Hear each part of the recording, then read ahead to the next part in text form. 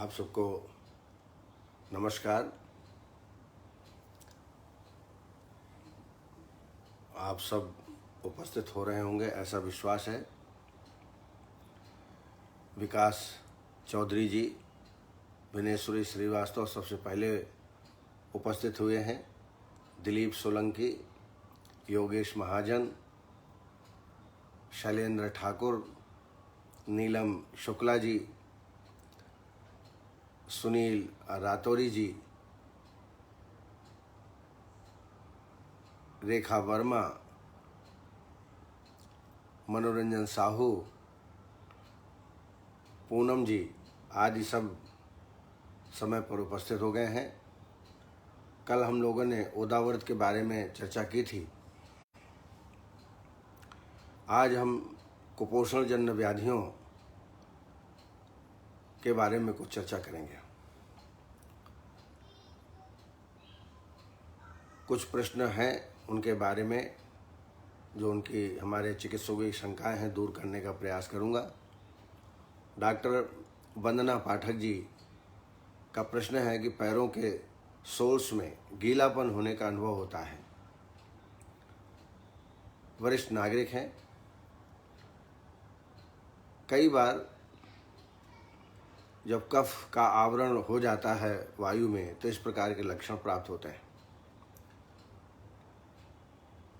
एक ज्वर होता है प्रलंपिन्नव ज्वर, प्रलंपिन्नव गात्राणि घर्मेण गौरुणे चा मंदज्वर विलेपी चा सशिष्टा सात प्रलेपकाः। प्रलेपक ज्वर।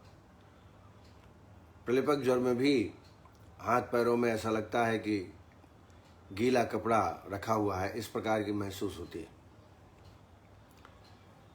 हृष्यते चरणों यस भवेताम चुप पाद सुप्त को पाद हर्षा सब विज्ञा कफ वात प्रकोपता। पाद हर्ष में भी इस प्रकार की अनुभूति हो सकती है। इसमें कफ का आवरण होता है, ये निश्चित है। ऐसी अवस्था में सेंधवारी तेल से अच्छी तरह मालिश करें और मालिश करने के बाद गर्म पानी में थोड़ा नमक पड़ा हो उसमें सेक करें, सुबह और शाम दोनों टाइम। साथ साथ में महायोगराज गुग्गुलू, अमृत आदि गुग्गुलू 2-2 गोली दिन में 2 बार पानी के साथ दें। साथ में पंचकोल का काढ़ा, पंचकोल क्वाथ 30 ml खाली पेट में दोनों टाइम दें। ये लगातार आप 15-20 देंगे तो निश्चित रूप से आराम होगा। यदि जैसा मैंने बताया था प्रलंपिन्नव ज्वर हो, प्रलेपक ज्वर हो तो उसमें भी फिर त्रिभुवन कीर्तिरस 125 मिलीग्राम, श्रृंग भस्म 250 मिलीग्राम दिन में 2 या 3 मात्राएं शहद के साथ पेशेंट को देना चाहिए। इससे रोगी को आराम होगा। ये भी देख लें कि पेशेंट डायबिटिक तो नहीं है। अगर डायबिटिक है तो डायबिटीज़ का भी समुचित इलाज करना पड़ेगा। कई बार डायबिटिक न्यूराइटिस की वजह से भी इस प्रकार के लक्षण प्राप्त हो सकते हैं। डॉक्टर भूपेंद्र मणि त्रिपाठी सूत्र की चिकित्सा के बारे में जानना चाहा है। आप चरक संहिता में देखेंगे जो कुष्ठ अध्याय है, कुष्ठ के अध्याय के लास्ट में लास्ट में सूत्र का वर्णन किया है। इससे यह जाहिर होता है और ये शास्त्र भी कहता है कि जो चिकित्सा कुष्ठ की है वही चिकित्सा श्वेत कुष्ठ की है। और श्वेत के पृथक से इसलिए वर्णन किया कि इसके कारण और विशिष्ट चिकित्सा अलग है, इसलिए अलग से वर्णन सूत्र का किया है। लेकिन जैसा लाइन ऑफ ट्रीटमेंट में कहा है, सूत्राणाम सविशेषम योक्तव्यम सर्वतो विशुद्धानाम सूत्रे संस्नाम अग्रे मलपूरस स्ते सागुडा। जो कुष्ठ रोग में संशोधन की चिकित्सा कुष्ठ वर्णित है वो चिकित्सा सारी की चिकित्सा श्वेत कुष्ठ में करना चाहिए। बहुदोषा संशुद्ध कोष्ठी बहुसो अनुरक्षता प्राणान दोषे हति मात्रा हते वायु हन्याद बलमाशु वातोत्तरेषु सर्पी वमनम श्लेष्मोत्तरेषु कुष्ठेषु पित्तोत्तरेषु मोक्षो रक्तस्य विरेचनम चाग्रे। तो वमन विरेचन वस्ती, नस्यकर्म, ये सब विस्तृत रूप से करने के पश्चात फिर श्वेत रोग की विशेष चिकित्सा करना चाहिए। विशेष रोग की चिकित्सा में सर्वप्रथम बताया है मलपू रस और गुड़। मलपू रस ये कन्फ्यूजिंग ड्रग है। आचार्य चक्रदत्त ने इसको कठगुलर कहा है।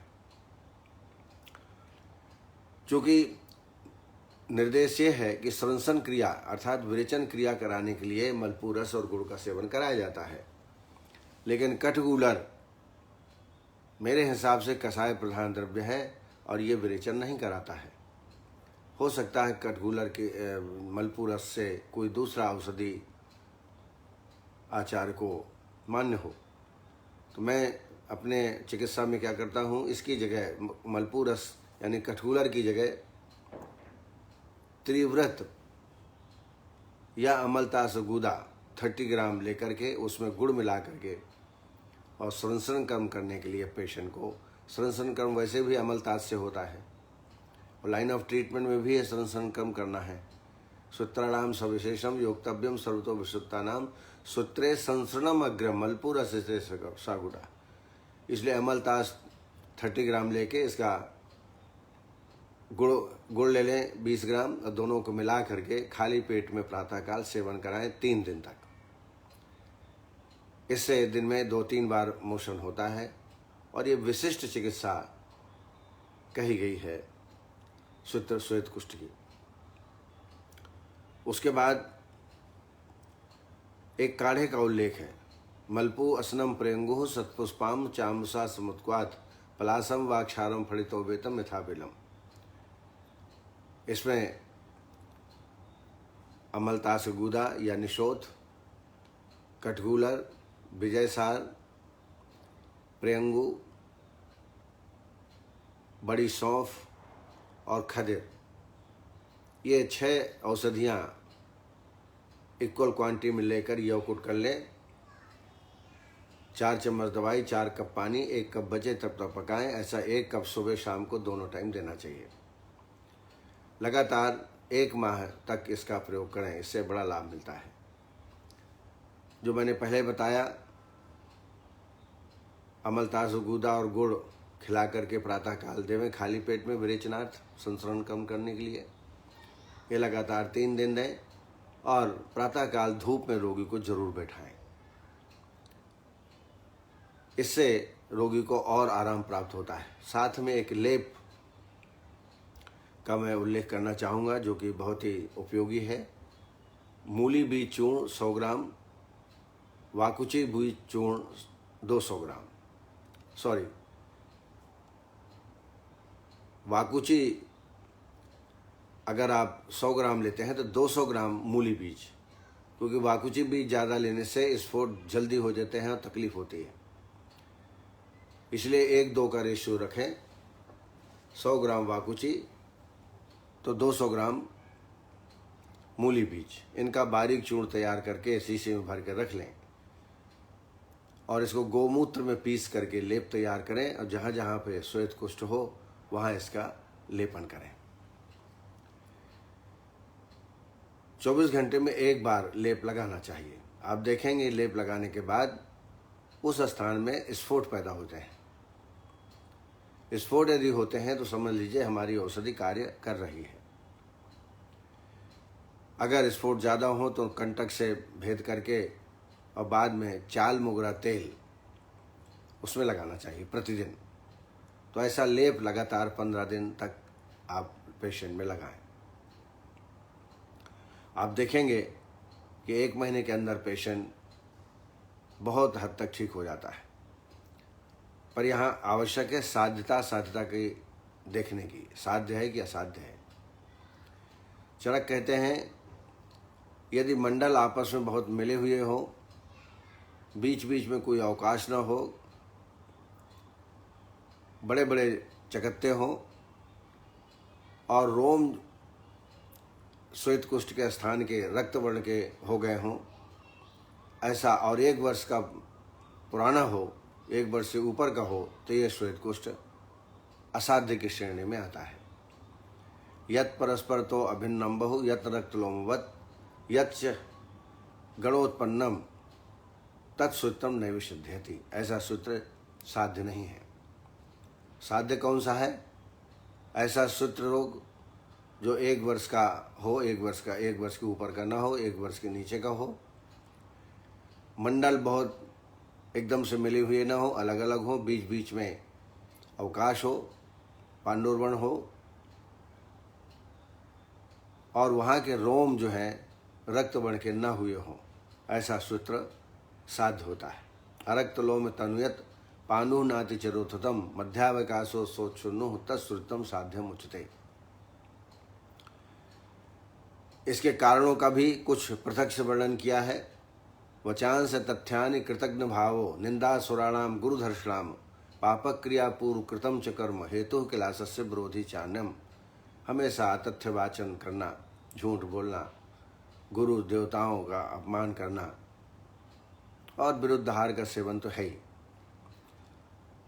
ऐसा व्यक्ति श्वेत कुष्ठ से आक्रांत हो जाता है। तो ये जो मैंने ट्रीटमेंट बताया वो आप दें। साथ में पंचनिम्न बटी आरोग्यवर्धनी 2 गोली सुबह शाम को, ये तो देना ही है। और जो आप रस औषधियाँ देते हैं, गिलोय सत्व 250 मिलीग्राम, रसमाणिक 60 मिलीग्राम, गंधक रसायन 250 मिलीग्राम, ये आप देते रहें। लेकिन जो विशेष चिकित्सा मैंने बताई वो जरूर करें, उससे निश्चित रूप से रोगी को आराम होगा। डॉक्टर मनोरंजन साहू, कान के पर्दे में छिद्र होने पर क्या चिकित्सा? ये प्योरली सर्जिकल प्रॉब्लम है, लेकिन फिर भी कोशिश तो करना चाहिए। इसके लिए सारीवारी बटी और लाक्षारी उगुल, सारीवारी बटी लाक्षारी उगुल 2-2 गोली दिन में 2 बार दें। और बिल्व तेल 4-4 बूंद कानों में डालें और अच्छी तरह सफाई, जो बड्स आते हैं उससे चले सफाई करते रहें। और बिल्वादी तेल का या हिंगवादी तेल का कर्ण पूर्ण करें 4 बूंद की मात्रा में। ज्योति वर्मा, इन्होंने एम्पुलरी कार्सिनोमा के ट्रीटमेंट के बारे में पूछा है। ये वास्तव में असाध्य व्याधि है और बहुत ही रेयर मिलता है, बहुत ही कम मिलता है और लाइफ थ्रेटनिंग है, लाइफ थ्रेटनिंग डिसीज है, रेयर मैलिग्नेंट है। इसको rare malignant tumours originating at the ampulla of water in the last centimeter of the common bile duct, bile duct के अंतिम सिरा में, जहाँ पर वो ड्यूडनम में और एम्पुलरी पेप्लिया में प्रवेश करते हैं, वहाँ पर ये अंतिम छोर में इस प्रकार का मैलिग्नेंट ट्यूमर हो जाता है। इसको बोलते हैं एम्पुलरी कार्सिनोमा। जैसा मैंने बताया, ये असाध्य है। इसमें जो बाइलरी ऑब्स्ट्रक्शन चूँकि इसमें होता है और उससे संबंधित लक्षण मिलते हैं, जैसे कि येलोइश स्किन और आई, आँख और त्वचा पीली वर्ण की, क्ले कलर्ड स्टूल, मिट्टी के समान स्टूल निकलना, एब्डोमिनल पेन, फीवर कभी कभी हो जाता है, ब्लीडिंग फ्रॉम रेक्टम, ब्लीडिंग भी हो सकती है, नासिया, वोमिटिंग और वेट लॉस, ये लक्षण रोगी में प्राप्त होते हैं। तो जैसा मैंने बताया, रेयर है और निश्चित रूप से इसका आयुर्वेद में 100% क्योर ट्रीटमेंट नहीं है। लेकिन अगर पेशेंट जोर दे ट्रीटमेंट के लिए तो ट्रीटमेंट करना भी चाहिए। इसके लिए हीरक भस्म 400 मिलीग्राम, स्वर्ण सूतशेखर रस 5 ग्राम, वैक्रांत भस्म 10 ग्राम, इनकी 60 पुड़ियाँ बना लें। 1 पुड़िया सुबह शाम शहद के साथ सेवन करें। इसके अलावा कांचनादि गुगुलू टैबलेट नियो 2-2 गोली दिन में 2 बार सेवन कराएं। शुद्ध शिलाजीत 500 मिलीग्राम दिन में 2 बार दूध के साथ सेवन कराएं। इससे भी रोगी को आराम मिल सकता है। ज्योति गुप्ता जी ने, उनका पेशेंट है 21 वर्ष का, फीमेल है, माइग्रेन है, पीसीओडी है, थायराइड है और 10 mm GB स्टोन भी है, गाल ब्लैडर स्टोन भी है। अनेक डिसीज़ हैं, तो मैं तो सलाह ये दूंगा कि सबसे पहले पेशेंट का विरेचन करा दें। विरेचन करने से माइग्रेन, पीसीओडी, स्टोन में भी लाभ प्राप्त होगा। माइग्रेन के लिए एक नस्य मैं आपको बता रहा हूँ, केसर सिद्धित दुग्ध नस्य। केसर 5 ग्राम शुद्ध घृत में भूंज लें थोड़ा से, और 5 ग्राम ही शक्कर लेकर ये केसर में मिला के बारीक पीस लें और शीशे में भर के रख लें। जिसको माइग्रेन हो उसको विधिवत रोगी को सैया में लेटा करके विधिवत पोजीशन दे करके नस्य कर्म देना है। ये जो मिश्रण है शक्कर और केसर का, इसको लगभग 500 मिलीग्राम निकालें और 2 चम्मच दूध में घोल लें। दूध और गोदुग्ध हो तो अच्छा रहेगा, गोदुग्ध ज़्यादा फायदा करता है। उसमें घोल करके 4 से 6 बूंद दोनों नासा में दोनों टाइम डालना है, सुबह और शाम को। लगातार 20 दिन आप प्रयोग करिए, इससे बहुत ही अच्छा लाभ आपको प्राप्त होगा। इसके अलावा योगेंद्र रस 60 मिलीग्राम, 250 मिलीग्राम, वातकुलंतक 60 मिलीग्राम, ये एक मात्रा है। ऐसी 2 मात्रा या 3 मात्रा शहद के साथ आप रोगी को सेवन कराएं। पथ्यादिक्वाद इसमें बहुत लाभप्रद होता है। पथ्यादिक्वाद 4 चम्मच पानी भोजन के बाद दोनों टाइम, इसका प्रयोग आप पेशेंट को कर सकते हैं। पेट साफ रहे ये हमेशा ध्यान रखें और ज़्यादा प्रयास करें कि ब्रूहण चिकित्सा करें। इसके लिए एक हलवा का निर्माण किया जाता है। चने की दाल करीब 50 ग्राम भिगो दें एक दिन पहले, प्रातःकाल उसको अच्छी तरह पीस लें और 50 ग्राम घृत में इसको अच्छी तरह भूंजें और 50 ग्राम ही शक्कर डाल करके इसके हलवा का निर्माण करें। यह प्रातःकाल सूर्योदय के पहले आप इसका सेवन करें, इससे भी बहुत ही लाभ प्राप्त होता है। तो इस तरीके से माइग्रेन का ट्रीटमेंट आप पेशेंट में कर सकते। पीसीओडी है, पीसीओडी के लिए सबसे अच्छी वस्ती होती है लेखन वस्ती, उसका प्रयोग करें। लेखन वस्ती के बारे में मैं कई बार आपको बता चुका हूँ। थायराइड में भी लेखन वस्ती काम करेगी और साथ साथ में जो जलकुंभी का योग मैंने बताया है उसका भी प्रयोग आप इसमें करेंगे तो निश्चित रूप लाभ होगा। इसके अलावा कांचनादि गुल, गोक्षुरादि गुल 2 गोली दिन में 2 बार पानी के साथ देना चाहिए। गाल ब्लैडर स्टोन के लिए एक योग मैं बताता रहता हूँ हमेशा, उसमें कुटकी, गोक्षुर, ककड़ी बीज और शतावरी, ये चारों को मिला करके बारीक चूर्ण तैयार कर लें और 1-1 चम्मच दिन में 2 या 3 बार इसका सेवन करें लगातार 3 महीने तक, तो धीरे धीरे गल कर ये निकल जाएगी। इसकी एक टैबलेट भी इसी जो मैंने फार्मूला बताया एक कंपनी ने तैयार किया है, मैंने शायद आपको नंबर भी भेजा होगा, जिसको GS tripsy tablet, GS tripsy के नाम से एक कंपनी ने बनाया है, वो भी आप मंगाकर प्राप्त कर सकते हैं। वो 2-2 गोली दिन में 3 बार देने से गाल ब्लैडर स्टोन चला जाएगा। साथ में इन तीनों रोगों के लिए जैसा मैंने बताया कोष्ठ शुद्धि बहुत ही आवश्यक है। डॉक्टर रजनीश शर्मा, इन्होंने प्रश्न किया है पर मुझे समझ में नहीं आया कि शैत्य क्या है। अगली बार थोड़ा स्पष्टतः प्रश्न करें तो अच्छा रहेगा। Doctor KN Gangwar, erectile dysfunction due two diabetes type of 2, सही बात है। जिनको डायबिटीज़ 2 होता है उनको इरेक्टाइल फंक्शन में प्रॉब्लम आती है।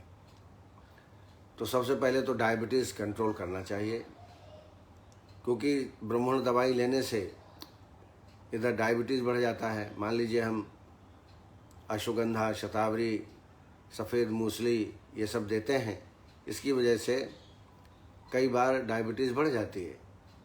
तो डायबिटीज़ को कंट्रोल करते हुए हमको इरेक्टाइल फंक्शन का ट्रीटमेंट करना है। इसके लिए सबसे बढ़िया संशोधन है संशोधन कराएं, दोनों कार्य होंगे, डायबिटीज़ में भी आराम होगा। और शोधन के पश्चात फिर बाजीकरण औषधियाँ जैसे पुष्प धन्वा रस 125 मिलीग्राम, सिद्ध मकर ध्वज 125 मिलीग्राम और बसंत कुसुमाकर 125 मिलीग्राम, इनको दिन में 2 बार कौच पाक आता है, केवाच का पाक, कौच पाक के साथ देवें। नहीं हो कौच पाक तो ब्राह्मी रसायन के साथ सेवन कराएं, तो इससे रोगी को निश्चित आराम प्राप्त होगा, बशर्ते कि डायबिटीज़ आपकी कंट्रोल हो। डॉक्टर मनीष खरे, इन्होंने प्रेगनेंसी में कैल्शियम देने से कॉन्स्टिपेशन हो जाता है। बिल्कुल सही है। आधुनिक जो दवाइयाँ हैं कैल्शियम की, उसके देने से, आयरन देने से कॉन्स्टिपेशन होता है। तो आयुर्वेद में ऐसी कौन से कैल्शियम के तत्व हैं जो हम दे सकते हैं? तो हमारे जो आयुर्वेद में यदि कैल्शियम देना है तो सबसे बढ़िया मुक्ता पुरवाल पंचामृत 125 मिलीग्राम, प्रवाल पिष्टी 250 मिलीग्राम और शंख भस्म 250 मिलीग्राम, ये 1 चम्मच सुबह शाम को च्यवनप्राश के साथ देवें। तो इससे कॉन्स्टिपेशन भी नहीं होता और कैल्शियम की पूर्ति भी होती है। साथ में दूध है, दही है, जो दुग्ध के विकार हैं उनका भी सेवन आप औषधियों की जगह कर सकते हैं। दूसरा, एक सफ़ेद तिल बहुत ही उपयोगी है। सफ़ेद तिल 2 चम्मच सुबह और शाम को सेवन कराएं। इससे भी आवश्यक कैल्शियम की पूर्ति शरीर में हो जाती है और बेबंद भी इससे नहीं होता है। ज्योति वर्मा, उन्होंने क्रॉनिक रिंग वर्म के ट्रीटमेंट के बारे में पूछा है। ये भी बहुत ही कष्टसाध्य, असाध्य जैसी व्याधियाँ हैं। ये ज़्यादातर क्वाइन पोर्शन में, जंघों के मूल पोर्शन में ये ज़्यादातर रिंग वर्म होता है और गर्दन में भी बहुत होता है। तो इसमें सबसे अच्छा है कि साफ सफाई का ध्यान रखें। नींब पत्र क्वाथ से प्रक्षालन करें। प्रक्षालन करने के बाद इसमें गंधक द्रुति का लेपन करें। गंधक द्रुति लेप से काफ़ी अच्छा आराम प्राप्त होता है। और इसके पहले शोधन करा दें। इसमें वमन विरेचन, क्योंकि स्किन डिसीज़ है और स्किन डिसीज़ के लिए सबसे पहले संशोधन है। तो वमन विरेचन और वस्ती में जो मैंने सोरियासिस के बारे में चर्चा की थी, जो सिद्धार्थक स्नान है, मुस्त मदनम त्रिफला करंज आरगवध कलिंग यवाहा, ये सिद्धार्थक स्नान आप कुछ अध्याय में दे सकते हैं। इन औषधियों की वस्ती, इन औषधियों का काढ़ा और इन औषधियों से वहाँ प्रक्षालन भी रोगी कर सकते हैं। इसके अलावा टेक्जिमा टैबलेट 2 गोली सुबह 2 गोली शाम को, टेक्जिमा ऑइंटमेंट का भी प्रयोग वहाँ पर कर सकते हैं, लेकिन गंधक द्रुति ज़्यादा फायदा करती है। इसके अलावा आर्टिप्लेक्स लोशन भी बहुत लाभदायक है, चरक कंपनी का है, इसका भी प्रयोग आप रोगी में कर सकते हैं। लगातार ये ज़रूर है कि लगातार आप दवाइयों का सेवन कराएं, लगभग 2 या 3 महीने तक, तो निश्चित रूप से रोगी को आराम प्राप्त होता है। शैलेंद्र ठाकुर जी ने एक प्रश्न किया है, आँखों के नीचे काले धब्बे हो जाते हैं, जिसको झाइयाँ कहते हैं, वो हो जाते हैं, उसके बारे में उन्होंने पूछा है कि जो आपने एक हरिद्रा, चारोली और गुलाब, ये एक योग बताया था मुख की झाइयों के लिए, तो क्या हम विडालक के रूप में प्रयोग कर सकते हैं? तो हाँ, बिल्कुल विडालक के रूप में भी इसका प्रयोग किया जा सकता है। वैसे मैं आपकी जानकारी के लिए बताऊं, जो क्रियाकल्प है नेत्र तर्पण के, क्रियाकल्प बोलते हैं नेत्र तर्पण को, उसमें 7 प्रकार के क्रियाओं का वर्णन है जो हम लोग बहुत कम करते हैं। पहला है सेक, दूसरा है पिंडिका, तीसरा विडालक, चौथा आश्चोतन, अंजन, पुटपाक और नेत्र तर्पण। इतनी प्रकार के ट्रीटमेंट हैं। तो विडालक जरूर इसमें फ़ायदा करेगा। मैं विडालक का एक योग और मैं आपको बताना चाहूँगा, जो आँखों के नीचे जो झाइयाँ हो जाती हैं उसके लिए ये बहुत ही उपयोगी है, अनुभूत योग है। आप चाहें तो इसको नोट कर लें। इसमें यष्टि मधु, गैरिक, दाडिम, रसांजन, घृत कुमारी कल्क, इन सब का लेप तैयार करके विडालक के रूप में प्रयोग करें। फिर से मैं रिपीट करता हूँ, यष्टि मधु, गैरिक, दाडिम, रसांजन, घृत कुमारी, उसका कल्क ले लें और सब औषधियों में मिला करके लेप तैयार कर लें और इस लेप को विडालक के रूप में प्रयोग करें पलकों के नीचे। तो इससे जो कालापन है वो चला जाएगा। लगातार 20 से 21 दिन तक इसका प्रयोग करें। डॉक्टर भारत ठोक, उन्होंने पूछा है कि एंजियोप्लास्टी के पश्चात क्या हम भ्रूण विरेचन करा सकते हैं? तो बिल्कुल करा सकते हैं, लेकिन थोड़ा सावधानी से कराएं, बहुत तीक्ष्ण वमन न कराएं और पेशेंट की हालत ठीक ना हो तो विरेचन तो निश्चित रूप से आप करा सकते हैं। डॉक्टर संघमित्रा लोखंडे, वस्ती द्रव्यों की मात्रा कैसे निश्चित करें काढ़े बनाने के लिए? बिल्कुल वाजिब प्रश्न है। तो एक चीज़ समझ लीजिए कि 1 भाग द्रव्य अगर है तो उसका आपको 8 गुना पानी लेना पड़ेगा। जैसे 100 ग्राम द्रव्य है तो आपको 800 ml पानी लेना पड़ेगा और चतुर्थांश शेष रहने तक पकाना है। मैं हमेशा 300 ml या 400 ml काढ़े लेने के लिए आपको बताता हूँ। तो 300 या 400 ml काढ़ा प्राप्त करने के लिए 200 ग्राम दवाइयाँ ले लीजिए। मान लीजिए 2 दवाइयाँ हैं तो 50-50 ग्राम ले लीजिए। 3 दवाइयाँ हैं वैसे डिवाइड कर लीजिए। तो 200 ग्राम यदि दवाइयाँ हैं तो इसमें 1200 ml पानी डालिए और 300 ml शेष रहने तक पकाइए। 400 ml प्राप्त करना है तो इसमें 1600 ml पानी डालिए और 400 ml शेष रहने तक पकाइए। तो कहने का तात्पर्य है कम से कम 200 ग्राम औषधियों के लिए आवश्यकता है यदि आपको काढ़ा 300 या 400 ml बनाना है। बाकी और तो आपको मालूम ही है कि उसमें और क्या क्या चीज़ मिलानी है, लेकिन जो आपने पूछा है मैं समझता हूँ आप सेटिस्फाइड होंगे। पंकज पांडे, उन्होंने कालावस्थी के पूर्व और पश्चात कर्म क्या होते हैं? विशेष पूर्व कर्म पश्चात कर्म नहीं होते हैं, लेकिन वाह्य अभ्यंग और वाह्य स्वेदन वस्ती के पूर्व, वस्ती के पश्चात और वस्ती के दौरान करते रहना चाहिए। पश्चात कर्म के रूप में लघु आहार देवें और जो वर्ज्य विषय हैं उच्चैर्भासम, रतक्षोभम, अतिचंक्रमणासने, अजीर्णा, अहित भोज्य चा, देवा सपनम च मैथुनम, ये वर्ज्य विषय। और उष्णोदकोपचारी साथ गर्म पानी हमेशा पिलाना चाहिए। उष्णोदकोपचारी साथ ब्रह्मचारी क्षपास्या सक्कर्ण मूत्रो अनुद्गार अनुदीर्णासन धारयत व्यायामम उच्चैर्वचनम क्रोध शोको हिमा तपौ वर्जयत प्रवातम च सेवे सैनासनम स्नेह पीत्वा नारा स्नेहम प्रतिभुंजान एवचा। तो ये लक्षण जो बताए हैं योग क्या करना और क्या नहीं करना वो उसका पालन जरूर करना चाहिए। बाकी इसमें संसर्जन क्रम देने की आवश्यकता पश्चात कर्म के रूप में नहीं होती है। डॉक्टर आरबी प्रजापति, निरूह वस्ती कम से कम कितने समय तक धारण करना चाहिए? अब ये आपकी विशेषता है। पेशेंट को परीक्षण कर लीजिए। अगर कॉन्स्टिपेटेड पेशेंट है तो रात्रि को थोड़ा त्रिफला दे दीजिए, उसके बाद निरूह वस्ती दीजिए। वैसा मेरे अनुभव से अगर 10 से 15 ग्राम तक वस्ती रुक जाती है, 5 मिनट भी यदि वस्ती निरूह रुक जाती है तो उसका एक्शन हो जाता है।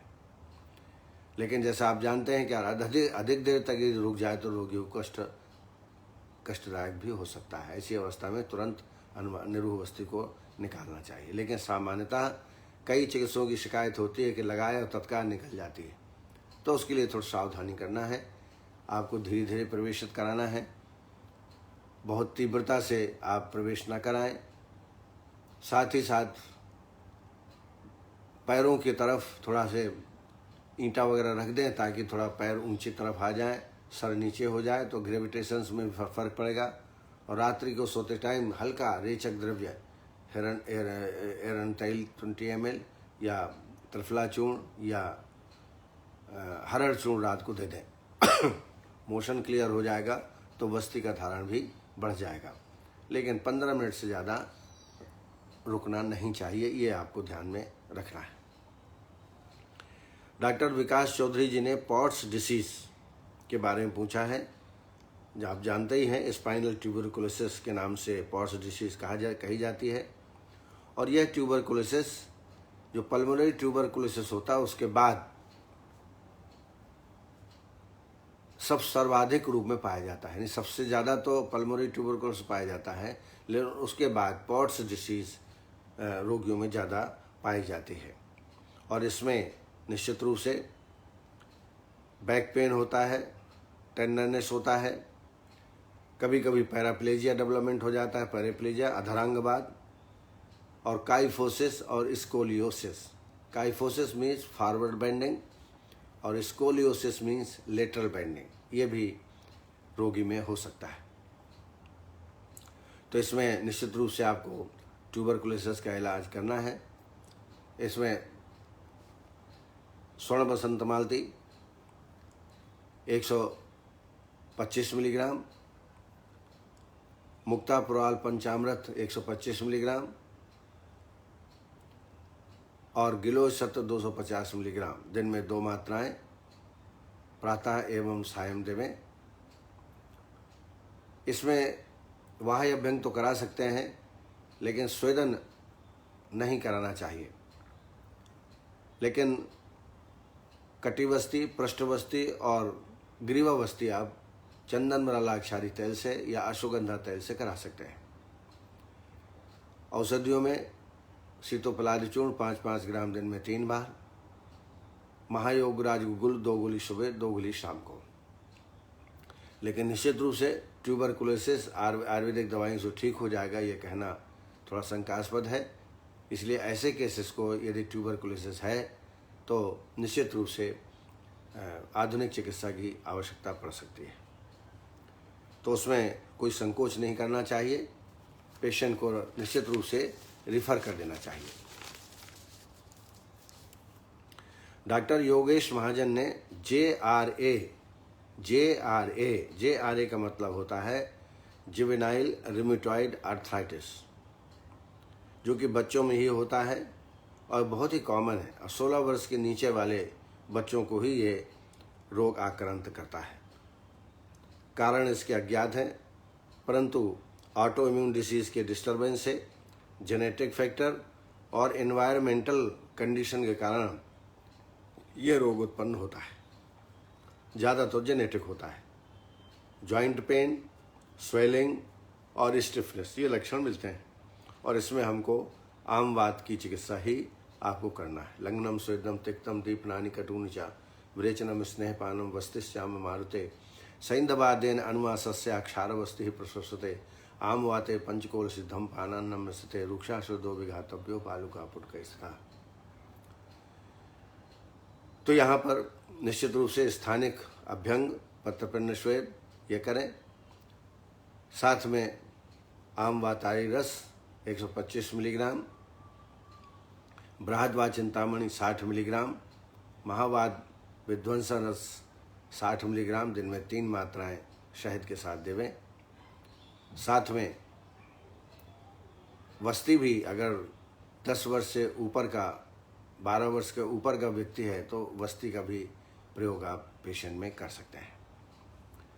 इस तरीके से जो प्रश्न हमारे चिकित्सकों ने पूछे थे, मैंने प्रयास किया है संतुष्ट करने का।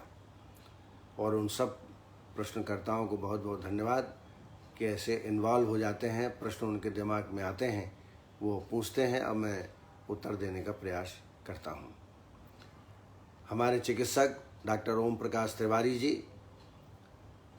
दत्ता गायकवाड़ जी, सोनल अग्रवाल जी, संजीव कुमार जी, डॉक्टर राकेश कुमार जी, आशुतोष कुमार जी, महेंद्र चतुर्वेदी जी, उषा तभानी, अश्विनी कुमार साहू, रजनी शर्मा, ज्योति वर्मा, विनय मित्तल, प्रशांत ससाने, सविता पाटिल, सोनम गोहाने, मनोरंजन साहू जी, विनेश्वरी श्रीवास्तव, प्रकाश सिंह, पंकज शुक्ला जी, भानु प्रताप सिंह, वंदना पाठक जी, ज्योति वर्मा जी, तृप्ति सिंघल जी, अरुण शर्मा जी, शिल्पा पालस्कर, योगेश महाजन, सोनल अग्रवाल, सुनील रातौरी जी, विकास चौधरी जी, ज्योतिबाला डामोर जी, संध्या पांडे और मेरे अच्छे मित्र, पटना में अच्छी प्रैक्टिस है पंचकर्म की, और वहाँ के प्रख्यात चिकित्सक हैं, और हमारे नापार के भी वहाँ के प्रभारी हैं, डॉक्टर मणिभूषण जी पटना, मोहम्मद शाहिद, ये भी मेरे अच्छे मित्र हैं, परेश मन्या,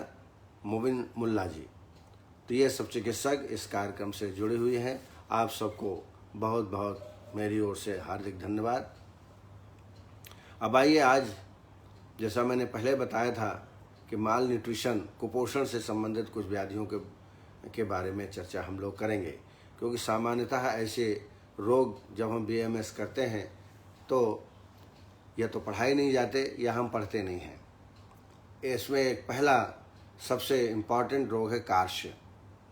स्थौली की चिंता तो हर कोई करता है, मेदो रोग की चिंता हर कोई करता है, लेकिन ऐसे बहुत से व्यक्ति हैं कि वो कार्श्य रोग से पीड़ित हैं, वो कृश हैं, इमिशिएशन है उनको, उनके बारे में भी हमें सोचना चाहिए। तो अब जैसा मैंने बताया, मुख्यतः कुपोषण के कारण या सम्यक रूप से संतुलित भोजन के अभाव में कार्श्य रोग की उत्पत्ति होती है। भोजन के परिपाक के फलस्वरूप यदि रस धातु की सम्यक रूप से उत्पत्ति नहीं होती है तो आगे की जो धातुएं हैं, अग्रिम धातुएं हैं, उनका उचित पोषण भी नहीं होता है। जैसा आप जानते हैं, रस से रक्त, रक्त से मांस, मांस से मेद, अस्थि, मज्जा, एक क्रमशः निर्माण होता है, लेकिन मुख्य जो पोषक तत्व है वह है रस धातु। इसलिए रस धातु यदि अल्प मात्रा में उत्पन्न होती है पोषण के अभाव से, तो निश्चित रूप से जो अग्रिम धातु हैं उनका भी पोषण नहीं हो पाता, और अन्य धातुओं में क्रमशः क्षीणता की उत्पत्ति होती है, और जिससे कार्श्य रोग की उत्पत्ति होती है। इसी को बोलते हैं बाद में जो है कृश रोग हो जाता है। और आप जानते हैं, चरक ने अष्टौ निंदिती अध्याय में मेदो रोग, स्थौल्य और कृश दोनों को निंदा की है। दोनों अच्छे पुरुष नहीं माने जाते हैं। अष्टौ निंदिती अध्याय ऐसा वर्णन चरक ने किया है। इसमें रसवाह स्रोतस की विकृति होती है। चरक ने रक्तवाह स्रोतस की दुष्टि जन्य रोगों में कृशता का उल्लेख किया है। रसवाह स्रोतस जैसा आप जानते हैं, आचार्य चरक ने इसका मूल बताया है हृदय और 10 धमनियाँ, और सुश्रुत ने हृदय और रसवाहिनियाँ, ये 2 रसवाह स्रोतस के मूल स्थान बताए गए हैं। इसमें रसवाह स्रोतस की ही विकृति होती है और इसी वजह से कृशता की उत्पत्ति होती है। रसवाह स्रोतस को हम माइक्रो चैनल या माइक्रो कैपिलरीज कह सकते हैं। आधुनिक दृष्टि से जब कार्बोहाइड्रेट, प्रोटीन, फैट एवं जीव तत्व का अभाव होता है, तब कृशता या कार्श्य रोग की उत्पत्ति होती है। यानी बैलेंस भोजन न प्राप्त होना, जिसमें कार्बोहाइड्रेट, प्रोटीन, फैट, जीव तत्व पर्याप्त मात्रा में हो, ऐसा भोजन ना करना या उनके पास उपलब्ध ना होने की वजह से कार्श्य रोग की उत्पत्ति हो सकती है। निदानों को देखें तो रूक्ष अन्नपान का जो निरंतर सेवन करता हो, अत्यधिक लंघन करता हो, अत्यल्प भोजन करता हो, नपातोला भोजन करता हो और कषाय रस प्रधान द्रव्यों का सेवन अधिक करता हो, निरंतर वेगों का धारण करता रहता हो, निरंतर रात्रि जागरण, नित्य मैथुन, वृद्धावस्था, पंचकर्म का अतियोग, अत्यधिक श्रम करना, शोकाकुल हमेशा रहना, क्रोध, भय और चिंता के कारण कार्श्य रोग होता है। कई बार कुलज जो जेनेटल प्रॉब्लम होते हैं, जेनेटिकल प्रॉब्लम, कुलज व्याधि भी प्राप्त हो सकती है। संप्राप्ति बहुत सिंपल है। ये जो मैंने निदान बताए, उनका सेवन करने से रस धातु की अल्प मात्रा में उत्पत्ति होती है, जिसके कारण सर्व धातुओं का पोषण बरोबर ठीक ढंग से नहीं हो पाता और परिणामतः कृशता की उत्पत्ति हो जाती है। लक्षण देखें तो मुख्य जो लक्षण होता है वो नितंब, उदर, ग्रीवा में शुष्कता, यानी वहाँ मांस की कमी, और इतना पतला पेशेंट रहता है कृश का कि धमनी जाल दिखाई देता है, धमनियाँ दिखने लगती हैं। त्वचा एवं अस्थिपंजर दिखाई देती हैं, अस्थिपंजर पूरा पेशेंट को हम कहते हैं ये तो बहुत अस्थिपंजर है, बहुत दुर्बल है। मुख अस्थि संधि स्थूल हो जाता है। व्यायाम परिश्रम बिल्कुल नहीं करता। आहार की अनिच्छा हो जाती है। आलस्य, थकान, और न तो ठंडी सह सकता न गर्मी सह सकता। मैथुन की क्षमता भी बिल्कुल कम हो जाती है और हमेशा वात रोगों से वो ग्रसित रहता है, क्योंकि क्षय धातुओं में होता है तो धातु क्षयात वात वृद्धि, इसलिए वातज रोग पेशेंट को हमेशा बने रहते हैं। उपद्रव के रूप में प्लीहा वृद्धि, काश, श्वास, क्षय, गुल्म, अर्श, उदर रोग, गृहिणी दोष, ये उपद्रव के रूप में लक्षण कार्श में मिल सकते हैं। अब आइए चिकित्सा के बारे में चर्चा करें। तो सबसे पहले निदान परिवर्जन, आवश्यक होने पर हल्का मृदु शोधन कराएं और सामान्यतः ब्राह्मण चिकित्सा इसमें करना पड़ती है। धातुवर्धक, बलवर्धक, बाजीकरण औषधियों का सेवन, तर्पण औषधियों का प्रयोग, बाह्य एवं आभ्यंतर स्नेहपान, बाह्य अभ्यंग और आभ्यंतर स्नेहपान जैसे अश्वगंधादि घृत, शतावरी घृत, कल्याण घृत, इनका आभ्यंतर स्नेहपान संशमनार्थ लगभग 20 ml की मात्रा में भोजन के पहले आप कर सकते हैं। अश्वगंधा घृत ज़्यादा श्रेष्ठ है। अनुवासन वस्ती भी इसमें देना चाहिए, अश्वगंधा बला तेल की। अनुवासन वस्ती अश्वगंधा बला तेल की 30 ml भोजन के बाद दोनों प्रतिदिन देना चाहिए। इसके अलावा ब्राह्मण वस्ती, सिद्ध वस्ती यवकोल कुलत्थानाम क्वातः मागधिका मधु, बाजीकरण वस्ती, उसमें अश्वगंधा, केवांच भी चूर्ण, सफ़ेद मूसली और बबूल फली, इनका सेवन, इनका काढ़ा बना करके वस्ती दी जाती है, जिसको हम ब्राह्मण वस्ती या बाजीकरण वस्ती कहते हैं। इसके अलावा शमन औषधियों के रूप में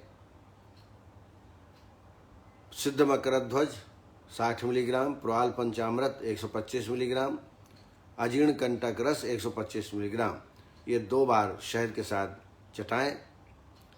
अश्वगंधा चूर्ण, शतावरी चूर्ण और आमल की चूर्ण, ये ब्राह्मण क्रिया कार्य करते हैं। अश्वगंधा, शतावरी, आमल की बराबर मात्रा में चूर्ण तैयार कर लें कपड़छन, और 1-1 चम्मच, बड़ा चम्मच, छोटा चम्मच हो तो 2-2 चम्मच दुग्ध के साथ दोनों टाइम सेवन रोगी को कराएं। आसोअरिष्ट में अश्वगंधारिष्ट, बलारिष्ट, द्राक्षासो, सारस्वतारिष्ट और लोहासो, एक साथ 2-2 आसोअरिष्ट का प्रयोग आप कर सकते हैं। जैसे अश्वगंधारिष्ट, बलारिष्ट 2-2 चम्मच, 4 चम्मच पानी भोजन के बाद। द्राक्षासो और लोहासो 2 चम्मच द्राक्षासो, 2 चम्मच लोहासो, 4 चम्मच पानी भोजन के बाद दोनों टाइम। और अश्वगंधा घृत जैसे मैंने बताया, बला घृत, कल्याण घृत, अश्वगंधा बला तैल, महामास तैल, महानारायण तैल, इन तैलों से शरीर में अभ्यंग पेशेंट को करना चाहिए। आसोअरिष्ट इसमें अवलेहों में अश्वगंधा अवलेह, च्यवनप्राश, ब्रह्म रसायन और आमलक आदि अवलेह, इसका सेवन निरंतर दुग्ध के साथ कराएं। दीपन पाचन के लिए चित्रकादि वटी, अग्नितुंडी वटी आवश्यकता अनुसार आप दे सकते हैं। इसके अलावा अश्वगंधा, मुलैठी, शतावरी और घृत, इनको मिलाकर उद्वर्तन कराएं। ये ब्राह्मण क्रिया होगी। जो कार्श व्यक्ति हैं उसमें ब्राह्मण द्रव्यों से, जैसे मैंने बताया, अश्वगंधा, मुलैठी, शतावरी घृत में मिलाकर के उद्वर्तन करें। हल्दी और घृत का उपटन लगाएं। इस तरीके से प्रक्रिया करने से साथ साथ में नस्य कर्म भी इसके लिए उपयोगी है। ब्राह्मण नस्य देवें अणुतैल से या इंद्रिय वर्धक तैल से आप नस्य निरंतर पेशेंट में कराएं। जैसा आप जानते हैं, emaciation is a state of extreme leanness. It is not a disease but it is an important symptoms of various disorders such as malnutrition, gastrointestinal tract की diseases, Addison disease, tuberculosis, anorexia, cancer, diabetes, hyperthyroid, starvation, इन कारणों से, starvation आदि कारणों से एमिशिएशन या कार्श रोग की उत्पत्ति होती है। आधुनिक मैनेजमेंट हम कैसे कर सकते हैं, तो टू ट्रीट दी कॉजेस, जिस वजह से कार्श हुआ है उनका इलाज करें। सिम्टोमिक मैनेजमेंट करना पड़ता है। रिच, न्यूट्रियस, इजीली डाइजेस्टेबल और बैलेंस डाइट का सेवन कराएं, ये मुख्य चिकित्सा है। ये हमको ध्यान में रखना चाहिए। औषधियों से ज़्यादा उसके खान पान में सुधार हो, बैलेंस डाइट पेशेंट को मिले, इसके बारे में हमको पेशेंट के बारे में ज़रूर सोचना चाहिए। तो इस तरीके से कार्श के बारे में कुछ जो बातें आवश्यक थीं वो हम लोगों ने चर्चा की। आप सबकी उपस्थिति के लिए पुनः आपको बहुत बहुत धन्यवाद। कल फिर इसी वक्त आपसे मुलाकात होगी एक नए रोग के साथ। पुनः धन्यवाद। जय आयुर्वेद।